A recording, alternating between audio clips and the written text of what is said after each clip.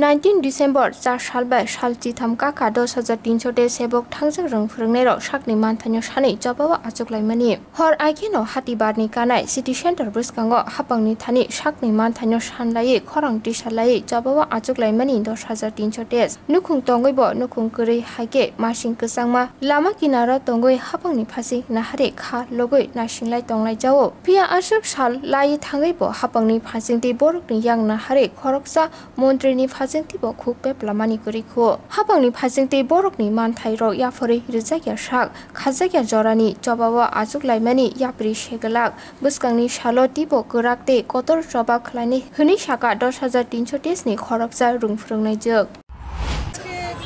13তম দিন আমাদের এই গণধর্ণা শেষের পথে আগামী আর কয়েক ঘন্টা পর থেকে আবার 14তম দিন কিন্তু আজকে আপনারা দেখতে পাচ্ছেন যে আমাদের সঙ্গে 10,300 সমস্ত অভিভাবকরা মা বাবা সবাই প্রতিবেশী সবাই হাজির হয়েছেন আমাদের সঙ্গে যে কী রকম পরিস্থিতি তৈরি হলে ওনারা ওনাদের নিজেদের অভিজ্ঞতা ব্যক্ত করছেন এক এক পরিবারের কি দুঃসহ অবস্থা কিন্তু তারপরেও আমরা আজকে 13তম দিন পার হয়ে যাচ্ছে আমরা আমাদের সরকারের মাননীয় প্রধানের এখন পর্যন্ত কোনো রকমের কোনো হেলদোল নেই কোনো কথা কোনো টৌ শব্দটি আমরা এখন পর্যন্ত পাচ্ছি না এতটা অমানবিক কোনো সরকার হতে পারে এটা আমাদের ভাবনাতেও ছিল না ত্রিপুরার ইতিহাসে বোধহয় এই ধরনের ঘটনা এর আগে আর কোনোদিন ঘটেনি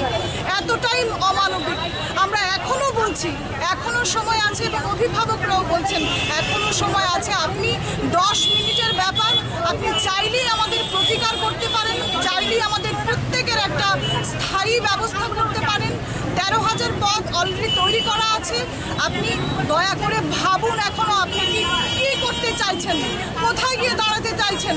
এর একটা প্রতিকার করুন এর একটা বিহিত করুন এই মঞ্চ থেকে 13তম দিনে আমরা অভিভাবকদের পাশে নিয়ে আমরা তো দেখতে পাচ্ছি ত্রিপুরার